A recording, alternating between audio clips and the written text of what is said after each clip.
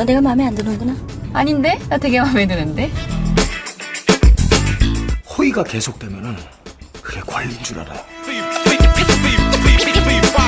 아우 그마 내가 무식해가 시국 그 뜻도 몰라. 뭐 아들도 아니고 변해변해 어딨노? 이런 상황을 어이가 없다 그래요. 지금 내 기분이 그래. 어이가 없네. 시나리오 쓰고 있는 미친 새끼가.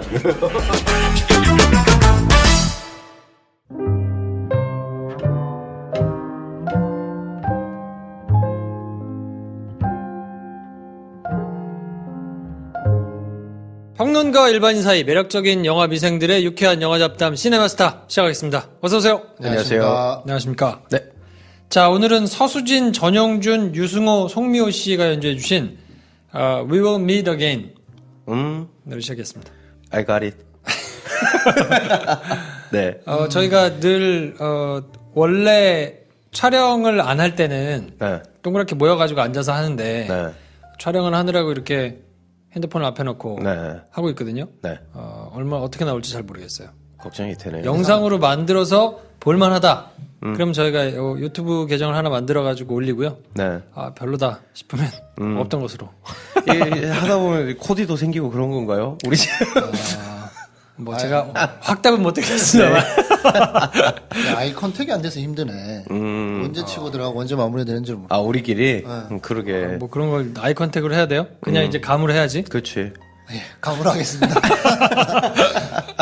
그런 감 키우고 싶지 않아요. 자, 네. 자 인상적인 댓글 한번 읽어볼까요? 이제 뭘 읽어야 되나? 네. 제가 먼저 읽겠습니다. 찾아온 네. 걸로. 네. 블루스카이맨님께서 잘 듣고 있습니다. 항공기 조종사인데 해외 나가서 애용하고 있습니다. 이렇게 보내주신 분이 계세요. 네. 감사드립니다. 네. 블루스카이맨이니까 대한항공이시겠죠? 네. 그렇군요. 쿨 FRG님께서 이야, 뭐 대단한 거예요? 하이퐁 유퐁부터 뭐 진짜 댓글 대충 달면 다 맞죠. 네. 쿨 FRG님께서 어젯밤에 생긴 일 크크크. 그러니까 밑에 함추님께서 네. 저도 그거 받는 중에 오류 먹어서 폰 껐다 켰네요라고 했는데 이게 뭐예요, 이게? 제가 그 토니 에드먼 1화를 네. 업로드하는 거를 날짜를 똑같이 올려가지고 아. 미녀와 야수 2탄하고 토니 에드먼 1탄하고 같은 날 올라간 거예요. 아, 같이 올라갔구나. 네. 근데 이제 제가 급히 보고 한 20분인가 지났을까요? 네. 잘못 업로드했다 해서 그걸 토요일로 바꿨거든요. 네. 네. 그때 이제 그 중간에 한 600분 정도가 들었더라고요. 아, 진짜요? 네. 아. 이제 그 시간 동안 들으신 분들이 뭐 갑자기 없어졌으니까 이제 오류 생기고 뭐 이랬던 것 같아요. 아, 그랬구나. 네. 술푸고 슬푸님이 엄청 길게 달아주셨어요. 미녀 야수 때문에. 일단 그 배 감독님께서 마음에 안 드신 부분들 참 잘 들었습니다. 제가 좋다고 생각하는 부분과 대치되는 부분이 많아서 저만의 다른 의견을 댓글로 남깁니다. 설마 다 읽으라고? 이 뒤는 정말 너무 길게 자세하게 적어주셨는데 네 맞습니다. 그러니까 다른 거랑 틀린 거는 이제 다른 건데 제가 이건 틀려먹었다 이렇게 간혹 얘기를 하는 경향이 있는 것 같은데 다른 거죠. 네. 다르고 이제 저랑 다르게 읽으신 거고 그리고 사실 저도 이제 이 술푸고 슬프님이 달아주신 댓글에서 저도 동의를 하고 야 그런 영화가 좋은 영화다라고 생각하는 면이 뭐냐면 그러니까 뭐 디즈니가 조금씩 인종이나 뭐 남녀 젠더에 대해서 조금 더 진취적인 방향으로 나아가려고 하는 방법으로서 이런 영화가 나온 것이다. 라고 이제 말씀해 주신 거고. 저는 그게 그렇게 하려고 한 것 같은데 그게 잘 된 건지는 모르겠다. 사실 같은 걸 바라고 있는 상황에서 이제 선호도나 기호가 이제 다르면서 오는 의견이 다른 의견이었는데 제가 그게 틀렸다라고 만약에 혹시나 언제든지 제가 그런 뉘앙스로 말을 하면 이렇게 저를 혼내주시면 제가 뉘우치고 말을 조심하고 하겠습니다. 그렇습니다. 황 대리님은요? 네, 저는 뭐 그냥 저를 언급해주신 그래. 로즈마리 7호님 네. 늘 잘 듣고 있습니다. 저만 그리 들리는지 모르겠네요. 영화관 황대리님. 마이크를 좀 더 앞서 주시지 말입니다. 네. 되게 날카로운 지적이세요. 네. 제가 지금 이거 듣고 바로 이어폰을 귀에 꽂았습니다. 한동안 이어폰을 안 꼈었거든요. 저는 이렇게 소리 민감해가지고 귀에다 뭘 꽂고 이렇게 오래 녹음하면 귀가 빨리 지치더라고요. 그래서 빼고 하다 보니 어쩔 수 없이 소리가 좀 멀어졌던 것 같은데 그래서 테리 오빠한테 지적도 많이 당하고 그래. 오늘은 단디 끼고 하고 있습니다. 네. 그리고 이건 또 언급해 드려야죠. 하이퐁 포칭텐님. 제 말이 맞죠? 야, 그거 어떻게? 네. 진짜 대단하다. 네. 이게 궁금한 게 있어요. 네. 그거를 그 아이디를 보고 네.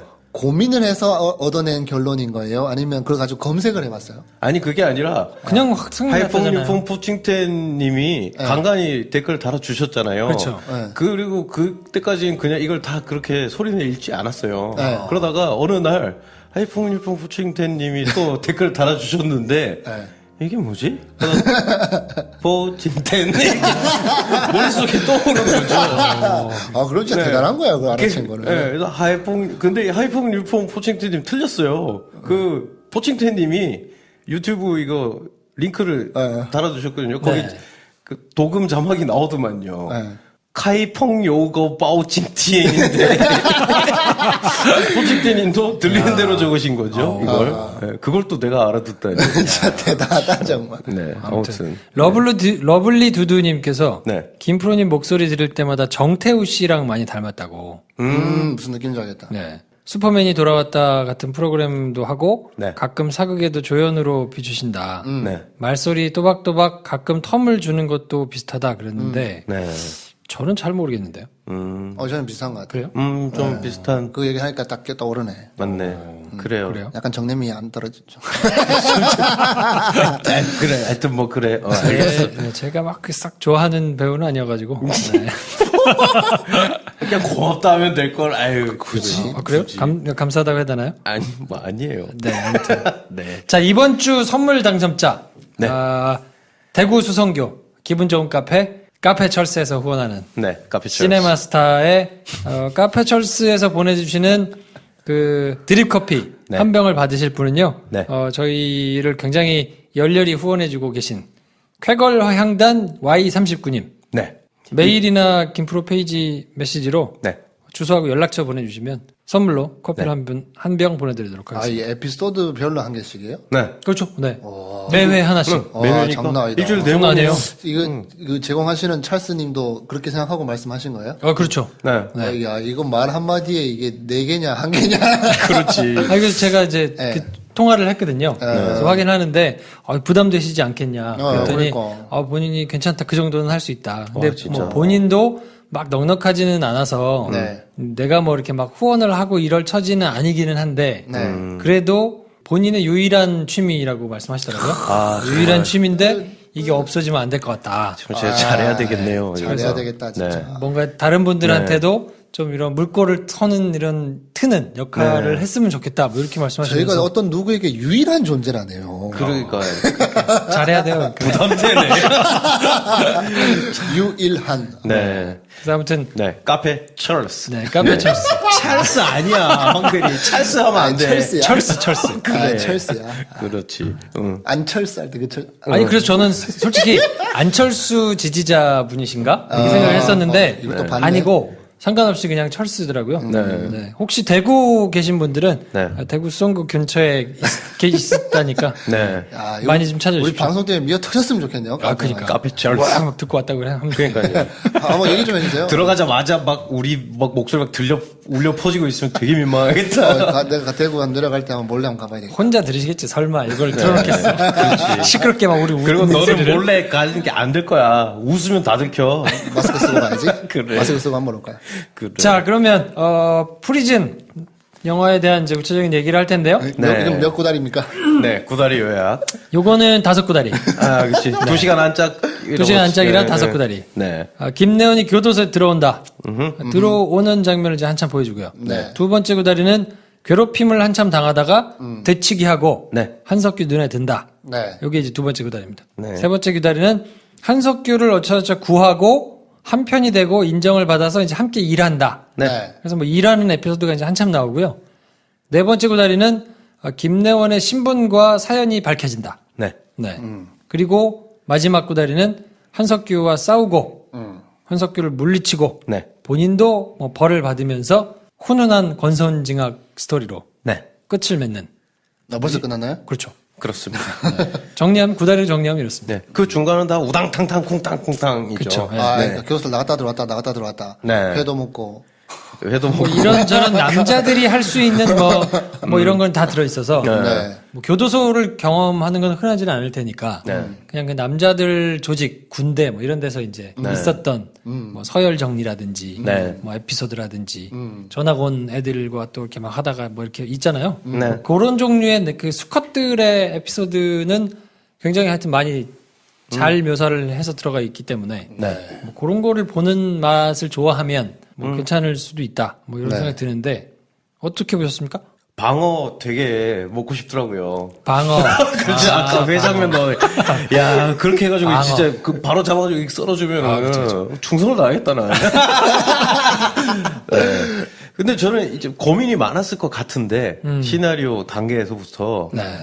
김래원의 정체를 앞에 일찍 가면 너무 흔한 언더커버 얘기가 되고 또 이걸 너무 뒤에 이제 몰아넣으면 앞부분이랑 뒷부분이 분위기가 또 너무 달라질 것도 같고 그래서 이렇게 중간에 잘 어떻게든 잘 이렇게 한 것 같은데 그래서 어떤 뭐 연상되는 장면들 옛날에 본 것 같은 어떤 영화에서 본 것 같은 장면들이 계속 연상이 되는데 그러면서 이게 그러니까 프리즌이라는 고유한 영화를 보고 있는 느낌이라기보다는 프리즌 그러니까 감옥 안에서 설정을 앞에 다 끝났고 그 뒤는 익숙한 영화 몇 편이 섞여 있는 것 같은 느낌이 좀 들더라고요. 약간 좀 그런. 네. 예를 들면 어떤 영화 떠오르세요? 그 방어해 먹을 때는 그냥 그 로켓부터가 범죄와의 전쟁이 전 떠올랐어요. 그리고 뭐 이 중에 배신자가 있다. 신세계? 신세계가 떠오르고 그랬잖아요. 그리고 중간에 잠깐 나가가지고 뭐 그 설정은 재밌었어요. 대민지원 나가가지고 자기 사람 만나는 선배 거. 경찰을 만날 때는 네. 무관도가 떠오르고 뭐 무관도가 신세계고 그러니까 그래서 그러니까 이게 이 영화 고유한 힘으로 막 가는 게 아니라 아 이걸 이렇게 잘 써먹구나 이런 생각이 들어서 조금 아쉬웠어요. 그러니까 그런 거 빼고 더 복잡하지 않게 그냥 그 안에서의 이 권력구도나 서열 관계 그래서 뭐 이를테면 정말 순진하리 많지 좀 어리숙한 애가 극악한 범죄자의 바로 밑까지 갔다가 깨닫거나 각성하거나 뭐 이런 얘기를 했어도 할 수 있는 얘기가 이쪽 편에 있었을 것 같고 또 언더커버 얘기로서 할 수 있는 얘기도 이렇게 있는데 이 두 개가 잘 지금 섞여 들어가는 건가 하는 생각이 좀 드는. 저는 개인적으로 언더커버의 냄새가 풍기기 시작하면서 좀 확 식상해졌거든요. 그 전까지는 또라이 경찰관이 들어가서 네. 약간 어설프잖아요. 완전 영웅처럼 막 싸움을 막 기가 막히게 잘해서 막 제압하는 것도 아니고 약간 똘끼와 뭐 이런 게 보이면서 네. 뭐 물어뜯고 뭐 해가지고 어쨌든 정리하고 뭐 눈에 들고 네. 그래서 이렇게 보니까 또 그 안에서 설정이 막 마음껏 왔다 갔다 하는데 또 90년대 중반이니까 충분히 그럴 법도 할 것 같은 느낌도 들고 네. 그래서 얘가 여기서 뭔가 눈에 들면서 뭔가 새로운 게 막 펼쳐지고 이런 게 있을까 굉장히 신선했는데 갑자기 이제 형의 스토리가 막 나오면서 사실은 얘가 뭔가를 밝혀내기 위해서 이제 들어왔다는 게 딱 나오는 순간 그럼 밝혀내겠지 뭐 라는 생각이 들면서 그렇죠. 그래 밝혀내고 뭐 무찌르고 끝나지 않겠나 싶은데 그냥 그 뒤로는 다 예상한 정도에 이렇게 자꾸 맞아 들어가니까 아쉬운 점이 좀 있었던 것 같아요. 좀 늘어진달까? 저 프리즌이니까 감옥이잖아요. 그러니까 이거를 이제 세상으로 확대해도 좋을 것이고 이야기가 뭐 어떻게 그러니까 저는 예언자라는 옛날 영화가 하나 편 떠올랐는데 애니메이션? 아니 그 프랑스의 할아버지 감독님이 계세요. 예언자라는 영화도 찍고 우리나라에는 러스트 앤 본으로 좀 유명하신 거기에 약간 특별한 능력이 있는 애가 범죄 속을 해서 이제 어떤 위치를 점하게 되는 이야기거든요. 네. 감옥에서의 기간이 굉장히 이제 시간이 계속 지나감에 따라 얘가 이제 어떤 위치가 되는 이야기인데 거기에서도 인간이 원래 가지고 있는 선함과 악함 그리고 뭐가 더 중요하냐 아니면 뭐 자기 이기심 때문에 뭐 남을 얼마나 희생시킬 수 있냐 뭐 이런 얘기가 되게 밀도 있게 이제 전달이 되거든요. 그러면서 이제 장르적 재미도 놓치지 않고 그러면서 영화를 다 보고 나면 그러니까 나쁜 놈이 성공해서 승승장구한 걸 보고 우리가 막 당황스럽게 영화가 끝나는 게 아니라 이 영화가 지금 이 프리즌이 줬어야 했을 법한 어떤 우리에게 주는 감동이 있어요. 권성징악이라는 감동이.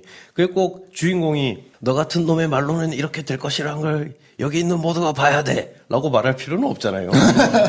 이 영화에 그 대사가 나오잖아요.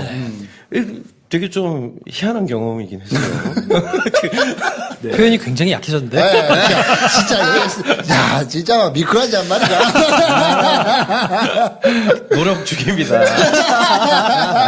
네. 황 대리님 어떻게 보셨어요? 그래서 오늘의 배 감독님의 역할을 제가 좀 맡아야 될 것 같은데. 그래, 봐봐. 어디서부터 시작해야 되나?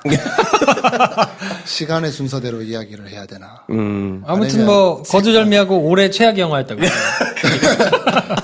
제가 기억력이 별로 안 좋은 것 같아요. 네. 그건 뭐 확실한 것 같은데 그냥 전에 건 잘 생각이 안 나고 올해 본 내가 한국 영화 중엔 최악이었다. 다음 시간에 다루게 될 히든 피겨스는 뭐 미리 얘기하자면 올해 본 영화 중에 최고였다. 그래. 있었던 것 같은데 저는 또. 항상 올해가 이렇게 어찌나 짧은지 항상 너를 띄는구나.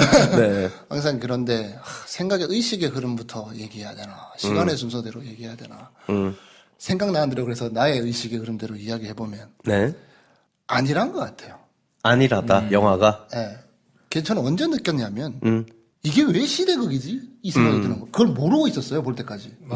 그게 그렇게 눈에 확 들어오지는 않죠. 저는 중간중간. 처음 느꼈던 게 핸드폰이 딱 나오는데 한 세계가 아 이거 시대극이야? 막 이 생각이 그때 처음 들었거든요. 뭐 근데 그걸 알고 나서도 굳이 시대극의 필요를 아무리 찾아봐도 없는데 네. 그냥 야 이게 말이 돼?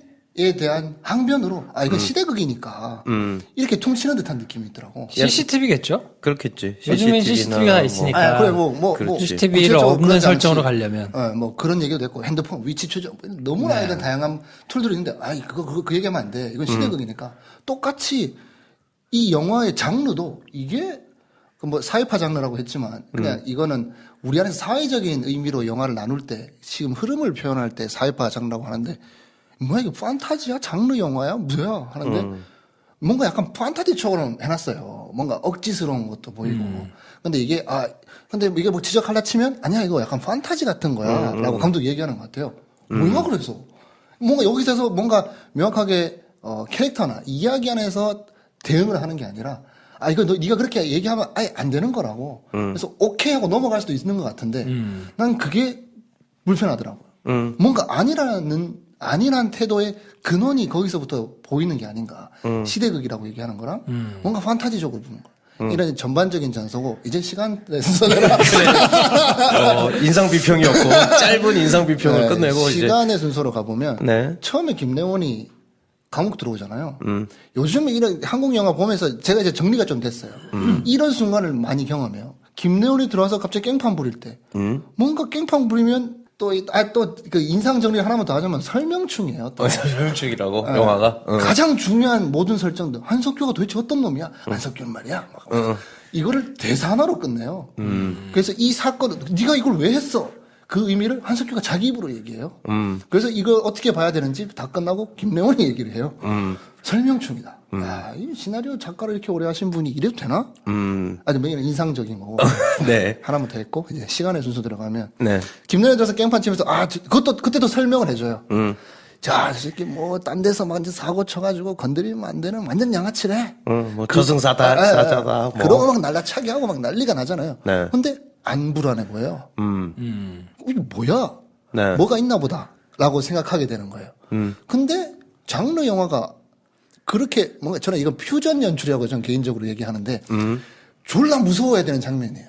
근데 그게 안 돼. 근데 이거 안 되는 이유는 사실 이런 이유가 있기 때문이야를 나중에 얘기해줘요. 근데 왜 그렇게 해? 뭔가 이 부분에서 자신있게 하면 안 되나? 이런 생각이 들었었는데 이게 몇몇 한국 영화들 최근에 본 거에 느껴지는 데가 생각이 나더라고. 예를 들면 더킹에서 네. 정우성이랑 정우성이랑 그 키 큰 애 누구냐? 조인성이랑 키 큰 애네. 어떡하냐. 파크랜드 정장을 입고 춤을 추잖아요. 네. 멋있어야 되는 씬이거든요. 네. 안 멋있어요. 네. 왜 안 멋있지? 얘들은 부조리한 검사기 때문에 이 장면에서 멋있으면 안 돼. 아니잖아. 지금 멋있는 거 표현하려고 하는 건데, 왜냐면 이 뒤에 이런 이야기가 있기 때문이야. 이렇게 또 안일하게 변명. 마스터에서 이병헌이 처음 나와가지고 막 사기치는 막 스튜디오에서 막 사기치고 막 감동적이 막 눈물 흘리고 막 이러잖아요. 안 멋있어요. 이거 왜 안 멋있지? 사실 얘가 이게 뭐 좋은 일을 하게 아니라 사기꾼이야. 그거를 왜? 그건 나중 가서 해결해야 될 문제인데 이 장면에서 이 장르가 해야 될 역할에서 그게 어느 지점까지 도달하지 못해. 근데 그 못하다는 걸 감독도 알아. 그래서 거기에 대한 방어 기제로 이야기를 뒤 하나 까는 이런 모습들이 최근에 느끼면서 뭔가 좀 이상하다고 느꼈는데 이 영화의 시작부터 그 장면이 나오잖아요. 막 불안하다가 나오는데 안 불안해. 이상한데 뭐 무슨 일이지? 또 뒤에 또 뭐가 이야기가 있겠구나. 아니나 다를까. 걔 뭐 나중 가서 이게 뭐 형을 위해서 위장 언더커버로 들어왔다는 얘기 사실 알겠어 처음부터. 왜냐하면 좀 멀쩡하게 생겨가지고 뭐 별로 사고 칠 것 같지 않고 그런 연출도 안 돼 있는 애가 왜 처음부터 난리쳐? 나 무서운 역할이야라고 하는데 완전히 무섭지 않게 이런 장면이 또 있잖아요. 한석규가 막 누나를 파는 장면이 나오잖아요. 네. 파기 전에 막 한석규가 궁지에 몰려가지고 네. 와 끝나겠다 싶은데 한석규가 왜 자식 오지마 막 눈 팔려고 그러니까 오 하면서 다 물러나요. 무서워가지고 네. 안 무서워요. 네. 안 무서운데 무서운 척을 해. 왜 이러지 연출이? 근데 그러고 나서 막 잘해나온 척 보면서 그냥 잔인하게 그냥 요 정도로 감독은 무서움을 표현하는 거구나 공포를 표현했구나 싶은데 아까 그 어색했던 게 이유가 있었어. 왜냐면 얘가 칼로 찔러야 되거든. 신성록이. 얘는 완전히 쫀 게 아니었다. 또 이런 얘기가 되잖아요. 이게 그렇지. 이런 안일함이 계속 연결이 되니까 이건 연출이 실패한 게 아닌가. 예를 들면 이제 나홍진 감독의 영화를 예를 들어보면 비교가 좀 될 것 같아요. 내용은 모르겠으나 장면에서 빠져나올 수가 없잖아요, 우리가. 나홍진 감독 영화 같은 경우. 그러네요. 뭐 제가 나홍진 감독의 영화를 막 좋아하지는 않습니다만 막 엄청난 팬은 아닌데 연출을 잘한다는 게 그런 거거든요. 그러니까 딴 생각 아예 못하게 만들어요. 그렇죠. 각도이건 황정민이건 죽을 것 같거든요, 좀 있으면. 당연히 황정민이 안 죽겠지. 포스터에 나온 애인데. 얘가 지금 죽을 것 같아요. 연출을 잘한 건데. 김내원은 손톱 하나 안 빠질 것 같잖아요, 느낌이. 그쵸. 그러니까 그런 게 그냥 연출의 차이가 아닐까. 그게 근데 뭐 어떤 배우가 등장해서라기보다는 그러니까 톤을 어떻게 잡았냐 뭐의 문제일 것 같아요. 그런 지점에서 좀 이 영화가 좀 순진한 구석이 있지 않나. 연출 톤도 안 맞는 게 고기 먹다가 불판으로 맞잖아요. 네. 반창고 붙이고 회복을 해요. 근데 김명원은 걸어가다 강목으로 맞는데 사경을 헤매거든요. 그렇지. 이 폭력의 수위도 안 맞고. 나름 디테일이 그렇지. 내가 왜 이런지 모르겠어요. 이 영화는. 뭐 이게 아직도 그 이유는 못 찾았어요. 왜 유독 이 영화가 나한테 최악이었나는 모르겠는데. 내가 이렇게 배 감독님처럼 하나씩 따지면서 쌍욕을 할 준비를 하고 있더라고요, 영화를 보고. 그래. 제일 이해가 안 되는 게, 이제 저는 알파와 오메가가 안 맞을 때 제일 짜증나거든요. 반대로 수미쌍관이 이제 완벽하게 이루어지면 저는 굉장히 좋아하는데, 이상한 수미쌍관을 이뤄요. 근데 이루어지면 안 되는 게 이루어져. 네. 뭐냐면 처음에 들어가면서 한석규가 세팅을 까잖아요. 이 세상은, 이 감옥은 바깥 세상 똑같다고. 똑같이 시간이 흐르는 공간이라고. 사람 사는 곳이다. 시간 잘 갈 거다. 라고 얘기를 하잖아요. 그리고 네. 시작해. 근데 감옥도 밖에서 뭐 벌어지는 막 치열한 그런 경쟁과 막 악이 일어나는 것처럼 일어난다는 걸 영화 내내 보여주잖아요. 네. 그러고 나서 마지막에 뭐 한석규를 이제 죽이고 나서 이 장면이 사실 마음에 들었거든요. 어찌됐든 간에 이제 언더커버 하는 거에 대해서 하다가 자기도 범죄를 저지르잖아. 거기에 대해서 어쩔 수 없지 뭐. 나도 뭐 좋은 일 한다고 했지만 죄가는 받아야지. 그래서 감옥을 다시 가잖아요. 네. 가는 것까지는 좋아. 이런 참신함이 있네. 근데 그 말을 거기서 하는 말이 한석규가 했던 말을 해요. 똑같이 하죠. 똑같이 김내원이. 그래서 사람 사는 곳이고 시간 어차피 간다. 뭐야? 그러면 얘가 여기 악을 없애고 죄값을 치우고 선으로 나왔는데 네. 얘가 앞으로 이 악을 했던 거랑 똑같은 걸 하겠다는 거야? 이 대사를 얘가 치니까. 그지. 이상하게 대입이 되는 거야. 뭔가를 배운 것 같은 느낌으로. 근데 사실 그건 아닐 텐데. 그러니까 그쵸? 이거 다음 악이 될 것처럼 연출이 돼 있어요. 한석규 등장하는 거 똑같이. 네. 근데 얘 역할은 그게 아니잖아. 그러니까 저는 다음 악이 될 것처럼까지는 보지 않았고 김래원 배우가 거기서 이제 유난히 편안해 보여요. 왜냐하면 한번 갔다 왔잖아. 그러면서 건들건들 걸어요. 그러니까 저는 이럴 때 항상 뭐가 궁금하냐면 연출한 사람의 욕망이 뭔가가 자꾸 궁금한 거예요. 네. 더킹 때도 똑같았고, 잘 나가는 세상에 우리가 왕이야 라는 사람이 되고 싶은데 영화를 찍은 건가? 라는 생각이 들었는데 더킹을 봤을 때, 이 영화 그러니까 한석규라는 악을 어떻게든 정말 자기 손에 피를 묻히면서라도 잡고 싶은 경찰을 찍고 싶었던 건지, 아니면 한석규 미니미가 돼가지고 자기가 한석규를 제끼고 더 멋있고 더 세고 더 악하지만 그래도 안에 선함을 가지고 있는 주인공을 보여주고 싶었던 건지 자꾸 헷갈려요, 이 영화가. 사실 이 영화에서 가장 주인공에게 쇼킹한 장면은 두 개인데, 하나는 눈짓 하나로 애를 자살하게 만드는 한석규. 목매잖아요. 도망갔던 애가. 또 하나는 그걸 보고 나서 얘가 확 충격을 먹고, 아, 이게 장난이 아니구나. 충격을 먹고 불판으로 맞았던 그 오른팔의 오른팔을 자르는 장면. 팔로 자르잖아요. 이거 두 개가 주인공에게 사실은 굉장한 영향을 끼쳐야 되거든요. 근데 그거는 그냥 한석규 눈에 드는 걸로 끝났어요. 이 용도가. 그걸로 인해 얘는 데미지가 없어요. 거기서 심지어 배트맨도 조커랑 싸우다 보면 내가 좋은 놈인지 착한 놈인지 모르게 고뇌를 하는데 이 김래호는 고뇌를 하지 않아요. 그러니까 끝까지 쿨해. 죄값 치러야죠. 이러고 들어가 버려요. 이게 경찰이야, 깡패야. 이게 모호한 거죠. 네. 영화 자체가. 백완호님이 모호하다 표현한 거랑 뭐 안일하다 뭐 이런 표현이 이런 분야에서 상당할 것 같은데, 근데 이런 걸 떠나서 이 감독이 연출력이 부족하구나라고 느끼는 순간이 난 아무 말 안 했어, 오늘. 난 아무 말 안 했어. 이게 첫 연출이구나 이런 생각이 드는 게, 아까 그 성대모사 하려고 했던 한석규가 그냥 로그라인을 얘기하잖아요. 뭐라 그러니까? 또 한 번 해줘야지. 이제 성이 날 가둘 수 있는 감옥은 없어! 막 이러잖아요. 이 세상에 날 가질 수 있는 감옥이 있을 거라 생각해. 침 막히면서. 그게 똑같거든요. 우리 둘 다 하나도 안 비슷했던 마스터에서 이 자식들 설 넘어버렸어! 막 이런 거랑 똑같은 대사거든요. 근데 생각해보면 한석규가 대사를 쳤는데 어색해요. 조금 어색하긴 하더라고요. 그러면 누가 이 대사를 치면 안 어색할까? 한석규가 이 대사를 쳤는데 어색해. 최민식이 쳐도 안 될 것 같아. 대사를 잘못 쓴 거 아닌가?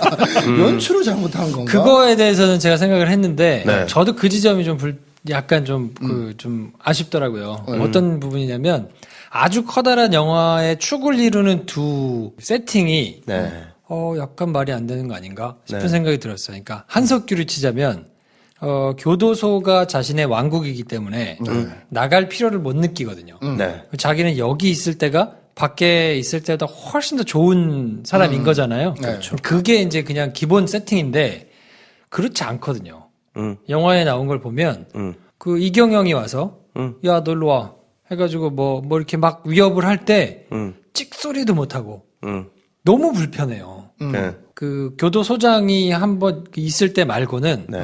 자기 마음대로 할 수 있는 게 그렇게 바깥에서 누구 순시 한 번만 와도 네. 자기의 모든 게 다 수족이 잘려서 자기의 의도하지 않은 김래원이라는 변수가 네. 튀어나와서 자기를 구해주기 전에는 자기가 아무것도 할 수 없는 무능력한 위치에 가거든요. 그렇죠. 그럼 이 사람한테는 이곳이 왕국이라고 보기가 불편한 거죠. 그렇죠. 저는 이때쯤 돼서 이제 영화 몇 개랑 실존 인물이 떠오르는데, 실존 인물은 나르코스라는 인물, 그 메데인 입니까? 에스코 파블로바. 네, 에스코 맞습니다. 파블로바. 이 양반이 자기 잡으려고 하던 국가랑 전쟁을 벌였어요. 비유적 표현이 아닙니다. 탱크를 몰고 가서 법원을 폭파시켜 버렸거든요. 그 휴전을 한 다음에 그래, 니네 나라가 개판이니까 내가 그럼 교도소를 들어가 줄게. 대신 교도소를 내가 지을게. 그 간수들도 우리 애들로 해. 그리고 나 농구장 2개랑 풀장 2개랑 뭐 이래가지고 교도소에 스스로 들어가셨어요.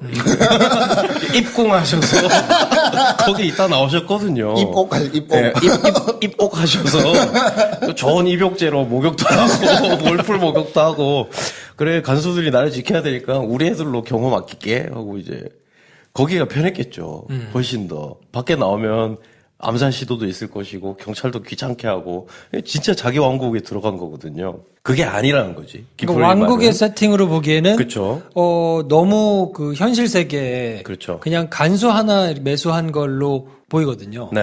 그러니까 그냥 보기에는 충분히 이입이 잘 안 되는 것 같아요. 네. 아, 여기가 저 사람이 왕국이고 저 사람이 여기 있을 때 밖에 있을 때보다 훨씬 더 네. 좋으니까 이걸 지키려고 난리를 치는구나. 근데 마지막에 막 절규하잖아요. 네. 날 여기서 나가게 하면 안 된다. 난 여기 있을 거다라고 절규하는 게 전혀 공감이 잘 안 되더라고요. 그렇죠. 그러니까 기본 세팅이 한석규의 틀도 그렇고 또 한쪽으로는 김래원인데 네. 결국에는 언더커버를 위해서 자기가 각오하고 들어온 거잖아요. 근데 그렇게 보기에는 프리즌 브레이크와 비교해서 계획 자체가 너무 대책이 없어요. 그리고 능력치도 너무 딸리고. 들어와서 자기가 할 수 있는 게 사실은 계획해서 뭘 이렇게 정밀하게 들어온 게 아니라 일단 그냥 보내줘. 내가 들어가서 그냥 알아서 해볼게. 들어가서도 자기가 의도하고 계획한 게 아니고 너무 우연에 의해서 이루어진 게 너무 많으니까 그렇죠. 이게 이야기가 이 사람이 정말 정의감을 가지고 들어와서 악을 징벌하고 자기가 뭔가 뜻을 이뤘다고 보기에는 너무 우연적으로 그렇죠. 이루어진 거라서 그 두 가지 축이 약간 좀 허술하게 좀 보이니까 그렇죠. 네. 전체가 에피소드가 뭐 중간중간에 좋은 부분들이 있었어도 네. 이게 뭔가 참신하게 쭉 이어지지가 않는다는 생각이 좀 들어서 그래서 우리가 이 시점에서 우리가 신세대가 대단한 영화였다는 말을 할 수밖에 없게 만드는 이 프리즌 참 화가 나는 거죠. 그러니까 이 영화가 그래서 되게 흥미로운 지점이 있어요. 그냥 좀 재밌게 보자면 이렇게 김래원 이 맡은 이 주인공 캐릭터가 그래서 들어가가지고 아무 계획 없이 들어왔잖아요. 뭐 계획이 뭐 예를 들면 이럴 수 있잖아요. 너 왜 IQ가 100이 안 돼? 이렇게 욕할 수는 없잖아. 그 열혈인 거야. 열혈로 들어갔어. 의도는 좋았잖아요. 네. 뭐든 하겠다는데 뭐 들어갔어. 근데 들어가서 뭘 깨닫냐면 우연에 의해서 어떤 일이 반복적으로 계속 일어나냐면 우연에 의해서 한석규의 인정을 받아요. 그래서 마지막에 김래원을 죽이려고 하는 한석규가 대사를 칠 때 되게 아련해요. 내가 여기까지밖에는 이건 어쩔 수 없다. 여기까지인 것 같다 우린. 나 너한테 감정 없어. 알고 보니까 내가 네 형을 죽였더라. 뭐 이런 얘기를 하는데 굉장히 막 이상한 브로맨스가 느껴지거든요. 그러니까 이게 감독이 의도했건 의도하지 않았건 김래원 배우가 의도하고 연기했건 그러지 않았건 이 영화의 가장 주된 감정선은 뭐냐면 한석규 워너비이구나를 깨달은 김래원의 좌절. 이게 굉장히 한 큰 축을 가지게 된단 말이에요. 이 영화가 되게 희한한 지점인 게 의도하지 않았으나 이 수컷들 세계에서 절대자의 인정을 받고 이 인자가 절대자를 넘어서는 성장 영화로 자꾸 귀결되려고 하는 이상한 힘이 계속적으로 이 영화의 방향을 끌고 간다. 그래서 저는 차라리 아까 말씀드린 대로 이게 언더커버물이 아니고 그렇죠. 그냥 정말 부패한 경찰이어서 네. 들어와가지고 막장에서 되는 대로 살다가 야 여기 신세계인데? 네. 그래가지고 이 형을 따라서 잘 한번 해보려다가 네. 뭔가 다른 일에 의해서 형을 제끼고 네. 본인이 이렇게 올라가게 되는 상황이었으면 네. 굉장히 좀 나름대로 신선하고 작용을 했을 것 같은데 혹은 그 형을 결국 뛰어넘지 못하고 죽거나 네. 그런 영화가 있거든요. 깡패 수업이라고. 그렇죠. 그 영화가 지금 봐도 그러니까 그 플롯 하나는 되게 힘이 있는 게 그렇죠. 심플하게 짝이 없는데 그걸 그대로 감옥에서만 찍었어도 네. 지금 이 영화보다는 훨씬 좋았을 것 같아요. 근데 이게 어느 순간 갑자기 형의 플래시백이 나오면서 네. 얘가 뭔가를 임무를 하러 들어왔나? 근데 네. 결국엔 임무를 완수하는 내용이니까 네. 이게 저는 사실 그 지점에서 아련함이 없었거든요. 없죠. 근데 영화가 그걸 자꾸 주려고 그러는 거죠. 네. 그러니까 이게 브로맨스가 느껴지는 것도 아니고 네. 뭔가 두 사람의 그 정청이 누굽니까 이정재한테 네. 이거 감당할 수 있겠냐 하지 마라. 할 때는 막 찌릿하게 있었거든요. 근데 이게 안 나오니까 그렇죠. 야 이게 참 좋은 배우들인데 아쉽다라는 생각이 좀. 쉽지 않죠. 뭐 감옥에서 이게 다뤄지는 그 얘기 전공법으로 풀기에는 너무 명확한 레퍼런스가 있어가지고 IMDb 부동의 별점 1위 쇼생크 탈출이 네. 이 감옥에서 다뤄지는 어떤 성장 얘기를 다룬다고 하면 사실 자신의 의지와는 상관없이 쇼생크 탈출을 번외로 하고 이야기할 수는 없을 것 같아요. 그냥 이 안에서 뭔가 세력을 갖추고 있는데 성장해서 이 안에서 의미를 깨닫고 뭐 나가게 된다. 그냥 되게 쉽게 얘기할 수 있는 뭐 빠삐용이야 뭐 이렇게 얘기할 수 있겠지만 뭐 어찌됐든 IMDb에서 부동의 1위 평점을 가지고 있는 쇼생크 탈출이 있기 때문에 안 봤을 수도 없고 그 이야기를 피해가는 방법을 생각하지 않으면 안일해질 수밖에 없는 뭐 현실적인 문제도 인정을 하는데 네. 안일하다는 거죠. 그러니까 이게 영화가 저는 이렇게 생각해요. 여러 가지 생각을 하게 할 수는 있으나 네. 결국 이야기는 하나인 건데 이를테면 사일런스를 보고 우리가 여러 가지 생각을 할 수 있지만 이야기는 하나잖아요. 네. 신앙이 뭐냐 이거잖아요. 이 영화는 내가 나의 정체를 숨기면서 대의를 위해서 어디까지 희생할 수 있느냐의 영화였어야 한다는 거죠. 언더커버 얘기니까. 언더커버 얘기는 그걸 벗어날 수가 없거든요. 그걸 벗어나면 왜 얘가 굳이 이중첩자야? 라는 질문이 나오니까. 아니면 이중첩자가 아니고 내가 정말로 극렬하게 싫어하는 인간형의 누군가를 만났는데 일단 걔의 힘에 굴복하는 자기가 너무 싫다가 근데 자기를 굴종시키는 그 힘의 매혹감을 느끼고 그리고 얘가 가지고 있는 힘의 근원이 내가 가지고 있는 어떤 성질과 굉장히 비슷한 것을 깨닫고 여기서 예목을 치느냐 아니면 얘랑 똑같아지느냐의 얘기가 우리가 이때까지 수없이 많이 봤던 범죄 영화의 원형의 이야기인데 과연 이거 두 개가 같이 갈 수 있느냐는 거죠. 네. 두 개가 같이 갔을 때 그러면 어떻게 이제 이걸 정리를 할 거냐 했을 때 근데 이건 또 너무 기획이 승한 영화라는 거죠. 감옥 안에서만 일어나야 되는데 감옥을 무시로 왔다 갔다 할 수 있으면서 그런데 자기에게 주어진 권한은 너무나 제한적이고 사실 저는 그래서 김래원이 주인공이 아니라 만약에 감옥 안에 제왕으로 군림하고 싶어하는 한석규 배우가 맡은 이 역할이 주인공이었으면 어땠을까 싶은 게 왜냐하면 얘한테도 이미 한계가 있거든요. 저는 굉장히 뜬금없지만 제 옛날 어떤 일이 생각이 났어요. 제가 군대에 있을 때, 군대 얘기 이제 싫어하시는 분들도 있으니까 빨리 얘기할게요. 네. 군대에 있을 때 말년에 외박을 자주 나가게 되잖아요. 네. 안 나간 적이 있어요. 나갔다고 해라. 그리고 나는 그냥 창고에서 책 읽겠다.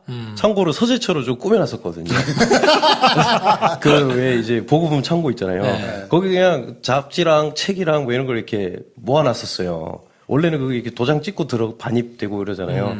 근데 제가 뭐 친한 뭐 장교들 뭐 이렇게 해가지고 그냥 뭐 반지의 제왕 뭐 이런 책도 다 있고 시리즈 책들이 막 있는 거기 이제 제가 친한 제 기수들이나 뭐 제 바로 밑에 뭐 이런 애들만 이제 가서 책 읽어 서재처럼 이렇게 만들어 놓은 데가 있었는데 나가느니 여기 있으면 그래서 책 읽고 있으면 애들이 알아서 와가지고 밥도 갖다 줄 거고. 프리즌인데 프리즌? 네. 그게 이제 외박이었는데 1박 2일이었는데 전 나간 거니까 아침 조모를 하고 밖에 보이면 안 되잖아요. 그래서 저는 그냥 나가면 돈도 써야 되고 귀찮고 집에 가서 할 일도 없고 난 여기 있으면 애들이 밥도 갖다 줄 거고 동기들이 와가지고 놀러도 올 거고 뭐 이럴 거니까 안 나간 적이 있거든요.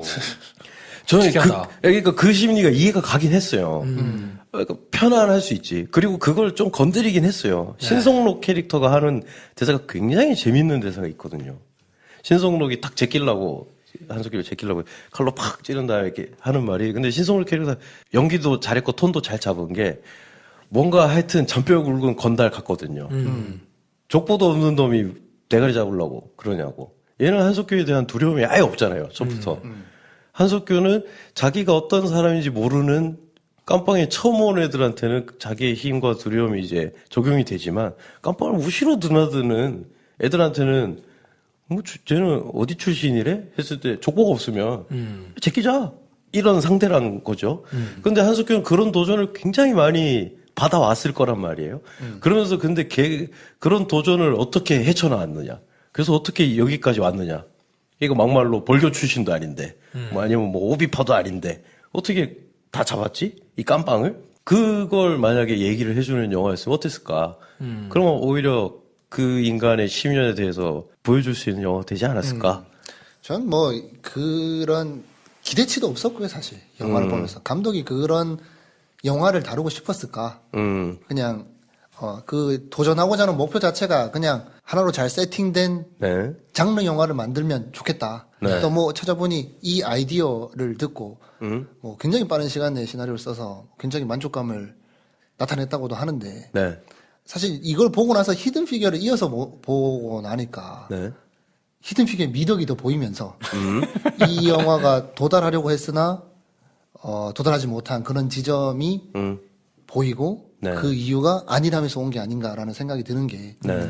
그냥 간단하게 얘기하자면 이건 것 같아요. 그러니까 물론 영화는 팔려야 되고 네. 팔려야 만들어지는 거고 만들어졌을 때 흥행을 해야 되는 게 당연한 건데 네.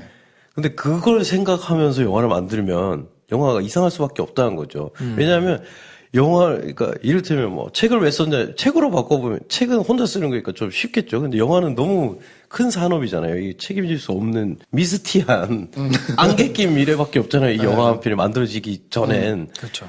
근데 그럼에도 우리는 이 영화라는 게 어쨌든 스토리텔링이고 주제를 전달하는 예술이잖아요. 네. 그냥 오락은 아니잖아요. 네. 이야기라는 것의 힘이란 건 원래 사람들에게 전달됐을 때 사람들을 뭔가 영향을 끼쳐서 삶을 바꾸거나 혹은 생각의 저변을 넓혀주는 게 이야기의 힘인데 이야기가 없으면 영화가 되는 건 아니니까 극장에 걸린 영화라면 그러면 나는 이런 이야기를 해야겠다. 여기에 빗대서 이게 순서가 이렇게 돼야 되는데 요게 있으면 요런 이야기 쓸 수 있겠다. 그러면 찍을 수 있겠다. 팔리겠다로 시작해버리면 만들어지긴 해요. 만들어지는데 그게 뭐냐고 했을 때 아무도 대답을 못 하는 거죠. 책임질 수 있는 건 그냥 관객 수밖에 없는 건데. 저는 이제 묻고 싶은 게, 그러니까 수많은 레퍼런스가 있고, 수많은 어떤 연출의 묘가 있는데, 이 영화에도.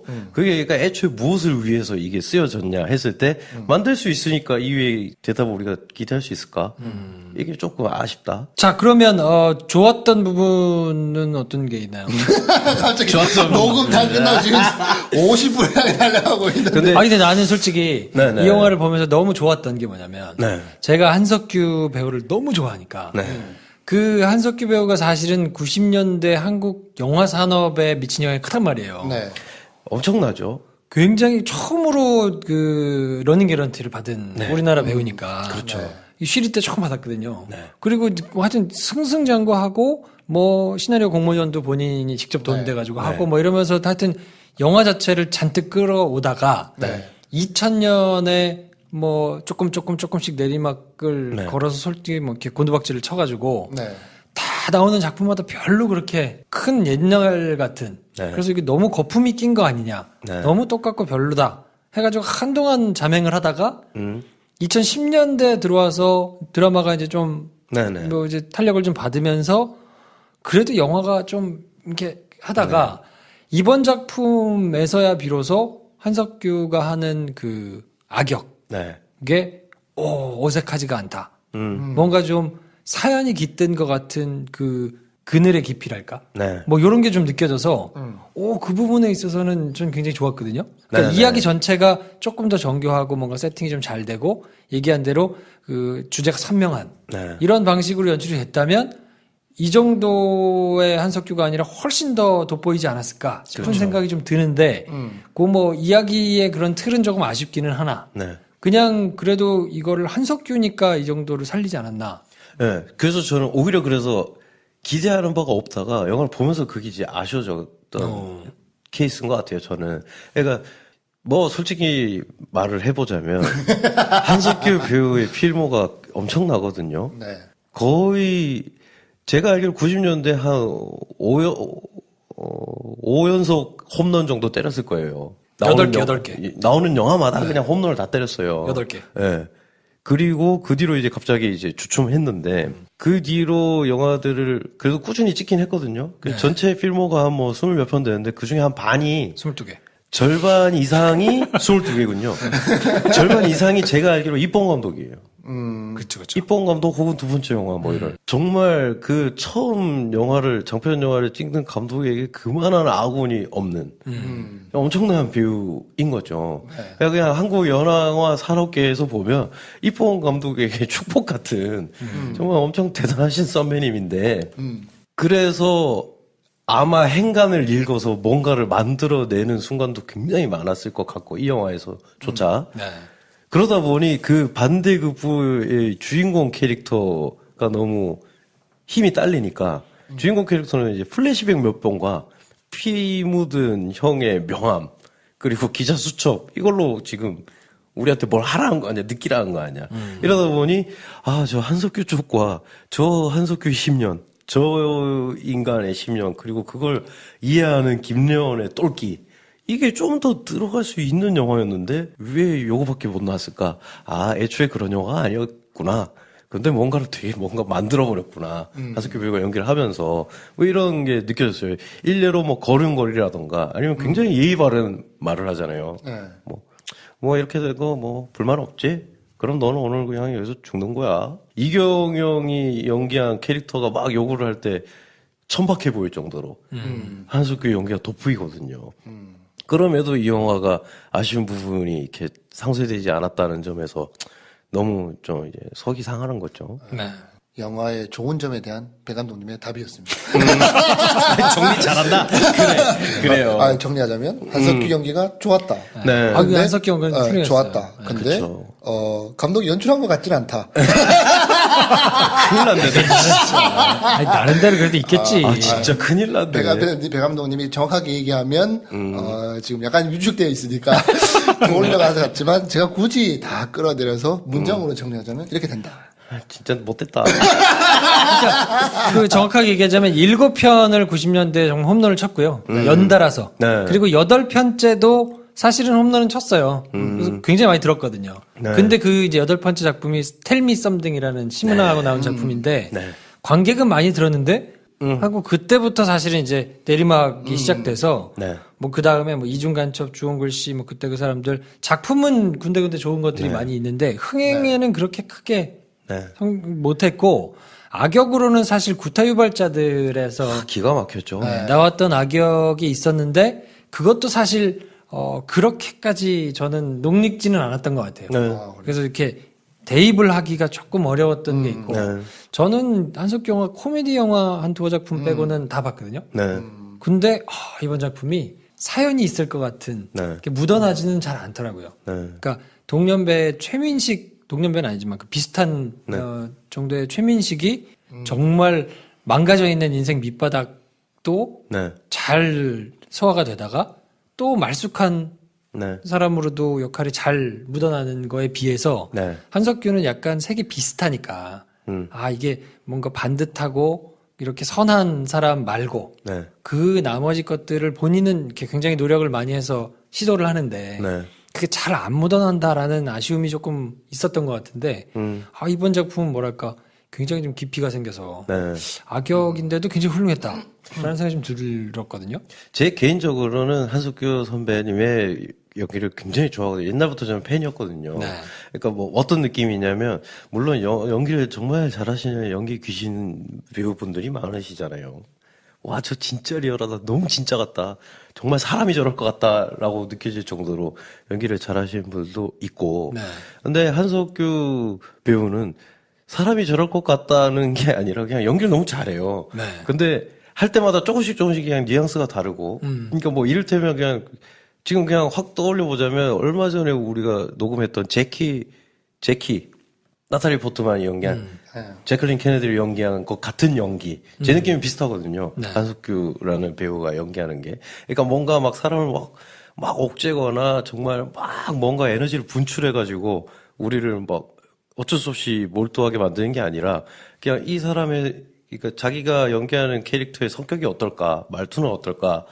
하지만 이걸 막 사람들한테 막 윽박지르듯이 우기지 않고 표현할 수 있는 점잖은 방법은 없을까? 이런 걸 좀 고민하는 배우인 것 같아서 저는 이제 그런 성향의 연기가 좋은 건데 이번에도 그래서 가장 최적의 연기를 하지 않았나 싶은데 이게 좀 그에 비해 나머지 요소들이 너무 허술하니까 네. 그냥 좀 빛이 바래고 있다? 그렇죠. 좀 아쉬운 부분은 좀 있는, 안타까운 부분은 좀 있는 것 같아요. 그리고 심지어 이를테면 뭐 그 경찰 위 간부들로 나오는 강신일 배우나 익히 얼굴 알고 있는 연기 정말 잘하시는 분들인데 그 순간순간 연기는 되게 좋아요. 김연우 정말 아껴주고 안 된다 이건 위에서 자를 거야 하는데 그게 근데 아예 애초에 내러티브 상에서 그게 좀 말이 안 되니까 그걸 어떻게 하든 우리가 그게 몰입을 할 수가 없게 되는 거죠.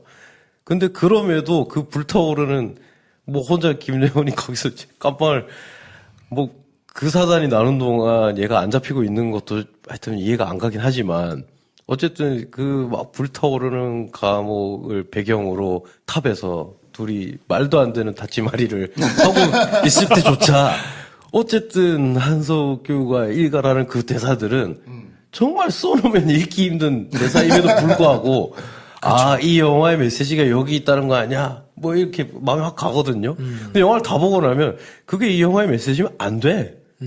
그러니까 이게 자꾸 희한한 영화가 나왔다. 자, 아무튼 그래서 제가 이게 또 혼자 맞서기가 쉽지 않네요. 아, 그렇군요. 네. 하여튼 뭐 저희들의 아쉬움, 네. 아쉬움의 표현이었으니까 네. 감안하고 들어주시면 좋겠고요. 네. 프리즌, 저는 이제 마지막으로 한 가지만 더 덧붙이자면 네네. 류승환 감독의 액션을 정말 찰지게 잘 찍는구나. 그렇죠. 라는 생각을 이걸 보면서 했어요. 그렇죠. 그걸 덧붙이면 안 되지. 그래요? 뭐 끝까지 디펜스 해야 되는 거 아니에요? 아, 끝까지 디펜스 했네. 난 그거 얘기 하려다가 안 했는데 액션이 뭐씨 뭐 이렇게 하다고 그거 이제 액션이 아쉽더라고요. 막 김래원이 막 뭐 싸우고 어쩌고 하는데 그 부당거래 같은 거 보면 또 나 얘기해야 돼 다시. 부당거래 같은 거 보면 얘기할 거 해야지. 그렇죠. 그 황정민이 네. 우리 누굽니까 네네. 유해지. 유해진을 불러가지고 그 공터에서 사실은 네. 뺨 몇 대 때리면 될 건데 그거를 발로 꿇고 뭐 뒤집고 뭐 발차기 하고 하는데 그 합이 정말 기가 막히거든요. 정말 아파 보이잖아요. 네, 손가락을 꺾어서 막 안 치고 막 하는데 그것만 가지고도 우와라는 소리가 나올 만큼 네. 이 연출을 정말 찰지게 잘했는데 네. 이건 정말 대놓고 뭐 다이다이 붙어서 싸우고 네. 뭐 식당에서 싸우고 뒤에 습격할 때 싸우고 싸우는 장면이 너무 많은데 다 보면 이게 너무 뭐랄까 이렇게 착착 감긴다는 느낌이 사실 좀 안 들어가지고 안 들죠. 네, 이거 심지어는 예고편 보면 신성록을 때리는데 헛방으로 때리는 게 너무 보이는 네, 그게 장면도 있거든요. 전문용어로 이렇게 발해나죠. 맞지도 않아, 혼자 자빠지고 막 이런 거. 그러니까 네. 와 이거 정말 액션이 좀 아쉽다라는 생각이 너무 좀 심하게 들었던 것 같아요. 그 영화 이제 한 절반을 다루는 게 액션인데 다 잘라놨어요. 네. 뭐 하나 때리고 맞아서 떨어지는 게 없어요. 네. 다 잘라놔가지고 이게 무슨 액션인가 싶고. 저 오히려 그때 이제 부당거래 때 그 정말 잘 찍힌 액션씬은 저는 좀 별로라고 생각하는 게 그 씬 정말 잘 찍었잖아요. 이 영화가 액션 영화야? 저 오히려 그때 그 생각했거든요. 여기서 뭐 이렇게 길게 두드려 패고 업어치기라고 너무 잘 찍었다 뭐 이랬거든요. 사실 필요는 없는 장면이었지. 근데 이제 그게 뭘 말해주냐면 유승환 감독은 그 몸과 몸이 부딪히는 걸로 많은 걸 해결하는 걸 찍고 싶은 사람인 거고.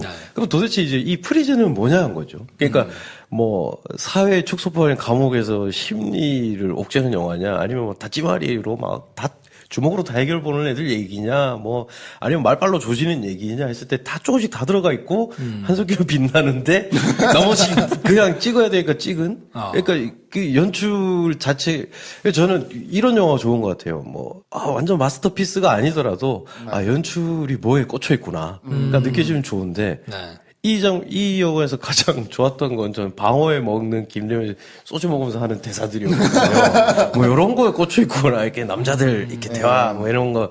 근데 약간 좀 유행지난 철지난 정근대적인 대사들에 꽂혀 있고 액션은 하여튼 빨리 찍어야 되니까 하루에 2씬씩 찍었다. 뭐 이런 근데 느낌. 또 나연 감독님의 이제 프로필을 보면 네. 그 시나리오 감독으로 굉장히 오래 또 잘 또 성공한 작품들도 많고 그래서 실제로 본인이 한석규하고 본인이 2, 3년 전에 뭐 시도했던 작품이 엎어졌다면서요. 엎어지고 나서 이제 이 작품을 해서 이제 결국은 성공을 뭔가 해서 만들어낸 거라서 인간적으로 굉장히 좀 투지 있고 끈기 있고 뭐 이런 분이구나 하는 생각은 좀 들어서 응원은 뭐 하고 싶은데 뭐 개인적으로 그냥 그 작품적으로만 놓고 본다 그러면 조금 아쉬웠던 점이 좀 있는 것 같고.